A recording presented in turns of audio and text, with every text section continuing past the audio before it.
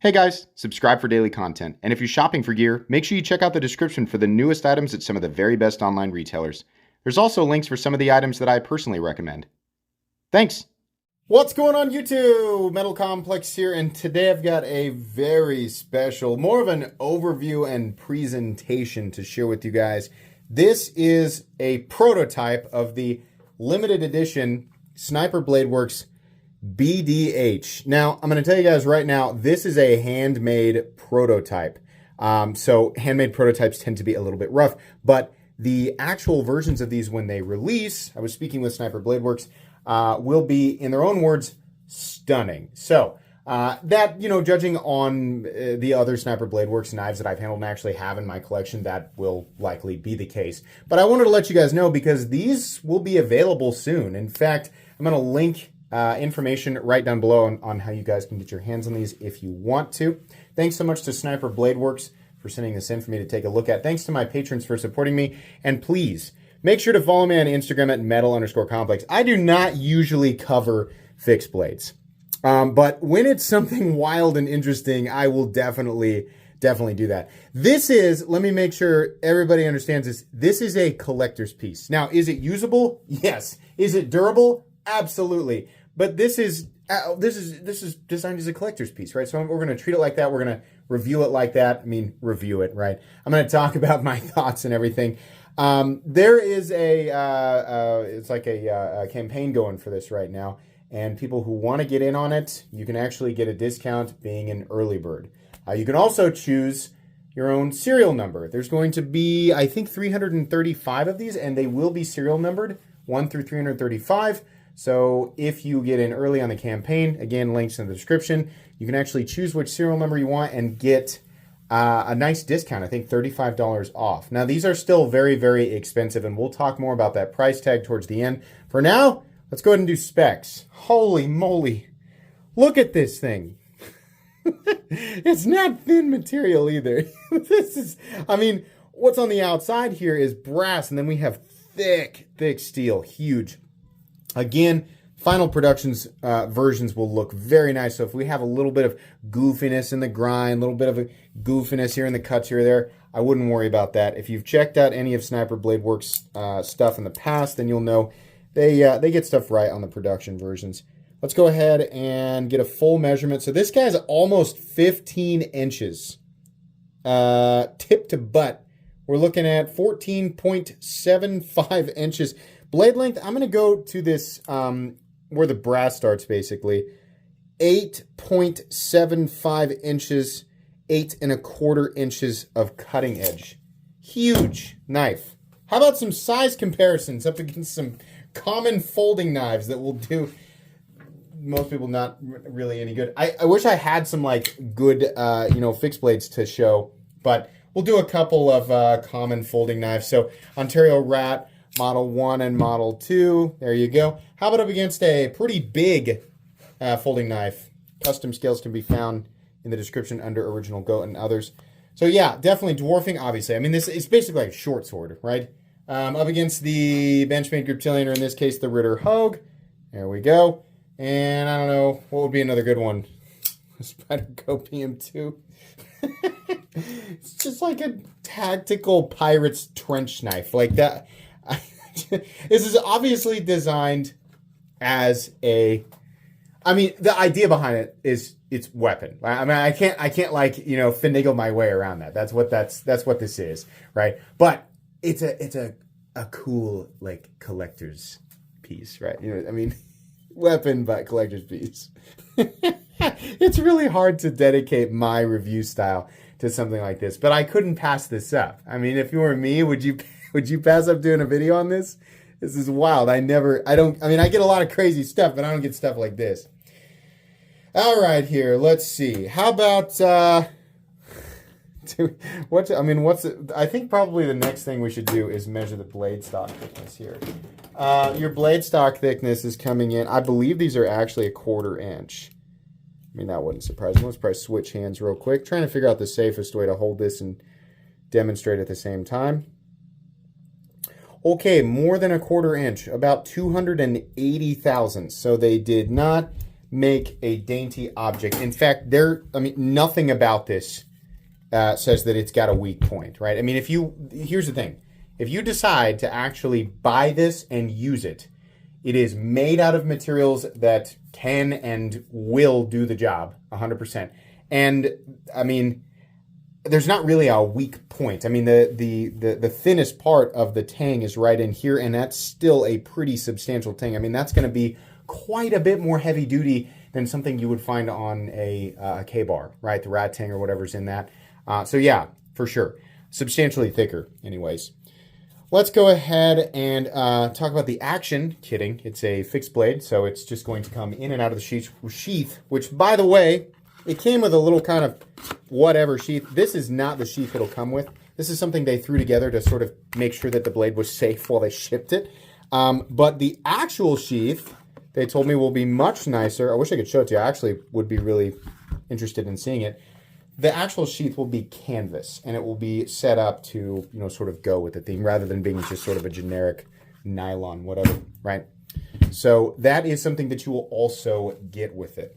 How about a hardware check? We can do that because there are screws here. I'll get out my tools as per usual. My tools are very inexpensive and very recommendable. You can find them right down in the section of my description that talks about the tools I use on this channel. We're looking at T8 there for these top ones. Now, I assume that this hardware will stay the same. I mean, why would you ever take the scales off? But I guess if you ever wanted to, or you ever wanted to make your own scales or something, then here you go. I'm going to assume that they're all going to stay T8, and then these back ones here are T6. I don't know why, but they are. So there you go. T8, you got 8 on each side for T8, and then 2 on each side for T6. It's fine. I can't really complain about that because why would you disassemble it? Outside of like making your own scales, there's really no reason to disassemble it. Wait! That should be fun. Let's weigh it. This is probably one of the heaviest knives that I have ever looked at. I'm going to try and get this on here so we can actually... roughly 2 pounds. Yeah, I don't think I've ever weighed anything that has come in heavier than that. Oh, boy. Let's move into the meat and potatoes here. I don't know that there's really anything else I can do. This is really just going to be an overview and presentation because like the style of knife that this is. You have to understand, if you're not familiar with my channel, I do tabletop overview and review design style reviews, right? So since I have absolutely no expertise whatsoever when it comes to fighting with a knife, and this is obviously a functional collector's item, I have no business trying to talk about how beneficial this would be in a tactical scenario because I have absolutely no idea. If that's what you want from this video, you definitely won't get it. But if you want to hear me talk about how cool I think it is, well, buckle up because I'm definitely going to. When you pick this up, I think stuff like this is what people want to know. When you pick it up and hold it, does it make you feel cool? And the answer is yes, it does. Holy crap. I mean, all I can imagine is, I assume, like, my brain tells me that this is how I would want to hold it, right? I could not imagine the amount of damage you would do. Use even somebody who has no idea what they're doing, right? Just sort of pointy end forward or spiky part into face, right? With that, just the general information that's just sort of obvious. A lot, right? The answer is you would do an extraordinary amount of damage to whatever the target is. This is crazy. And again, they did this one by hand. The prototype was done by hand. But the actual versions, which will be precision production versions and manufactured in Taiwan, by the way, and I have to point this out because there's still people who don't understand the difference between Taiwan and China. They think they're the same place. They also think that manufacturing costs the same. It doesn't. It doesn't. It is substantially more expensive to manufacture things in Taiwan than it is China. They are different locations with... There's a big difference there. So I really need to point that out. It's just, it's shocking how many people don't know that. But yeah, it is. It's very expensive compared to manufacturing in China. And they also have some of the best manufacturing when it comes to stuff like this on Earth. So if you didn't know that, you should definitely check out the other content on my channel covering Taiwanese-made knives, like high-end production-made Taiwanese knives, because they do a good job. Sniper Bladeworks is a great example of that. If you want to check out the production Taiwanese-made Sniper Bladeworks knives, I have covered them, so you can kind of see what they're capable of. So that's probably what we can expect. One of the notes here says, and what's the blade steel going to be? It's going to be 420HC, which at first, well, truthfully, it's like, yeah, okay. Probably, again, keeping in mind this is going to be a collector's item, was intended as a collector's item. It's going to be nice, right? I think a lot of people probably would have preferred a better steel, right? Heavy emphasis on better. 420HC is certainly not an exotic steel. It's not, you know, the type of like ultra premium powder steel that we expect to see in high-end, you know, cutlery. Again, though, this is a huge fixed blade, right? So it's not like they don't want to make this out of M390. If somebody's actually going to use this, something like this that's meant to be a very fierce combat weapon, right? Halfway novelty combat weapon. But at the same time, if they actually, you know, want, you know, it to function, if people are actually going to go out and use it, you don't want 62 Rockwell M390 as the blade. That's not what you want, right? Do we want something maybe better than 420HC? I would say that there's room for argument there, for sure. But the appropriate steel, the appropriate super steel for this, I don't know. They have mentioned here, I've got some notes that they are going to have a polished 420HC blade. So what we have here is kind of a crude machine satin finish. If it's going to be polished, I would venture to guess it's going to look pretty ridiculous. When I hear polished, I mean, if it was machine satin finish, then it would be like this, but just sort of cleaned up and even. When I see polished, I'm thinking it's polished, right? Maybe not mirror, but, you know, kind of like you've seen like Artisan Cutlery, how they do their sand wash, like really high reflectivity. That's what I would guess. That will look crazy on this. It might be that 420HC, which when the heat treat is really good, is actually a good composition, despite the fact that it's not a composition we see in ultra expensive knives. It's probably the balance between the toughness, the edge retention, and all of its, you know, attributes as a usable functional steel. That and its ability to be polished. If they're going to be doing this many blades and this much polishing, that's a lot of work, right? So they probably had to strike a balance there. They probably also, even though, you know, on a knife like this, something that's like high carbon and not necessarily stainless might be a better choice, they probably also wanted these really crazy cool looking collector's items to not corrode over time, right? So that's probably the logic they use there. I don't know if 420HC is the best possible choice, but if that's the balance there, so, I mean, like if it were me and I was trying to do this, then maybe that's why. So when we look at the price tag on this, which again is very high, you have to remember the price doesn't come from the materials alone. It comes from the work involved. Where is it made? How many processes are involved? How long does it take to make each individual item? So the more work that's involved with the thing, regardless of what it's made out of, right, the more it's going to cost. So this is a really, really niche item. It is definitely not going to be for everybody, and they didn't make it for everybody. They made it for people who want really wild and crazy, you know, collector's items like this that can be used and, you know, will still look great over time. So that's my guess, striking a balance on the materials. Personally, yeah, I would have been a little more excited with a different blade steel. But, you know, if the final product ends up looking as good as it sounds like it's going to look, then maybe my mind might be changed a little bit. There is a huge thick flat that runs out about 90% the length of the blade here. Nice swedge. The whole blade looks incredibly aggressive, and the only types of knives that I like with a recurve, or I think it looks good, are things where the whole rest of the design is just really crazy anyway. So, and that's what we've got here. I mean, there's very few people who are going to be like, yeah, that's a totally normal looking knife, right? No, because, I mean, even if it is modeled after something that is historically accurate, right, and is considered normal for some time period or some event, people are not walking around with this stuff on their person. So that's how I'm defining normal, right? Normal would be like this, or on a fixed blade, like a Mora, right? That's be normal. This is not normal. This is obviously like crazy and over the top. So there's a lot going on, including, I mean, mainly the knuckle area right here, or the knuckle guard. But because we have all of this loud busyness, having a recurve and having the blade taper out and get wider towards the tip, yeah, I think it looks pretty good here. It'll chop and it'll cut. I mean, I don't know if that I want to, they sharpened this. I don't know that I really want to judge the edge on it. I mean, it's going to be a thick edge. It's going to be thick behind the edge. The final production version, obviously. So I don't know if you're like, I'm trying to buy the optimal grape shaver and maybe this. No, probably not. It's meant more for like your heavy duty, crazy cutting tasks.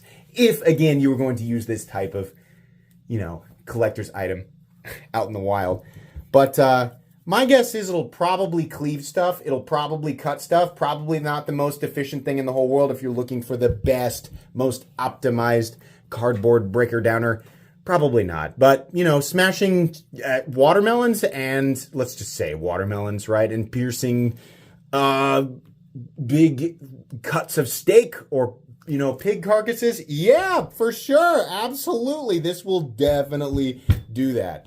You could punch a watermelon just into juice. No, I think one good swing at a watermelon and it's juice. So if that's what you need, this might actually be optimized for that. It looks like it's not comfortable, but it is. This area back here, which is obviously designed to, when you punch something like this, you don't want the impact going into your knuckles. That's actually a good way to break your hand. So having that energy transfer and be absorbed by your palm is probably better, the way that I understand that anyway, which is why you see so many knuckle dusters designed like this. Will your hand go completely and totally unscathed if you decide to punch, let's say, a very hard surface? Probably not. You probably are still going to feel the impact a little bit, but the way that this is set up is so that you can do that and sort of mitigate the amount of damage, right? Swinging this around in any capacity will be dangerous for not only the adversary, but a little bit for you as well, the user, especially for somebody like me who doesn't know anything about combat. But, ideally you will do more damage to your opponent than you do yourself, I would say. It's generally the intended outcome of most combat scenarios. Anyways, I think the logos are going to be fairly similar. And we're also going to have, like it says Proto 1 here, I think your serial number is going to be over here on the other side. But yeah, crazy thick and all the way through the glass brick at the end. I don't know if they'll include a lanyard hole, probably, right? I don't know what these two little marks are here. Almost looks like nostrils. Is that what it is? Yeah, kind of. It's almost like a skull, right? So we have the nostrils of the skull and the teeth of the skull. Just intense. The whole thing is just really, really intense. This will surely be a really fun conversation piece between knife enthusiasts. I mean, again, who is this for? Everybody? Definitely not. I can promise you the folks from Sniper Bladeworks did not sit around drawing this up and going, let's make a fixed blade for everyone in terms of aesthetics, function, and price. That is not what they did here. Absolutely not. Their intention was to make something ridiculous and to make a limited run, right? So like I said, these are going to be limited to 335 pieces, which is actually a substantial number. That's quite a bit. I don't know how long it's going to take to make them. I don't know how long before they deliver them, right? I'm sure that the launch page for their campaign will show that. But if you are wanting to pick these up, you're going to have to pay a pretty high price tag. $530 is retail, but like I said, the early birds get 35 off, so it's still $495. We'll call it a $500 collectible fixed blade. Do I recommend it? Well, obviously not to the average person. Who this is for, again, extreme collectors. Can you use it? Definitely. Are there more practical fixed blades out there? Absolutely, of course. But again, I don't think that that's really in question. I don't know that anybody's actually asking that question. This is made for people who just want something wild and crazy. And if these turn out the way that they're, making them sound, I don't know that I'd really care too much about the blade steel, right? There are plenty of things in my own collection that I have paid way more money than I ever thought that I would for, because they were the aesthetic that I was looking for, right? They had the finishes I was looking for, and it was just like the style of object that I look for. And, if it's made in a way, or the processes involved are, substantial enough that I can justify at least part of that price tag there, then the aesthetic and everything else can help me justify the rest of it. So it's one of those things that you have to ask yourself, right? Have I ever seen myself paying $500 for a fixed blade? Yeah. In fact, the other day I was considering spending quite a bit more. But, it's a collector. If you're just somebody who's looking for a fixed blade to take out and be in the bush, whatever you do there, or just an EDC fixed blade, you can obviously buy one for, with the Mora, like anywhere from $20 to $100 will get you a fixed blade that'll probably last you the rest of your life. So that's not really what this is. It's not the role it's intended to fill. It's just supposed to be something cool and crazy. So if you want to have an interesting collector's piece, this is definitely one of the most interesting collector fixed blades that I've seen in at least the last few years.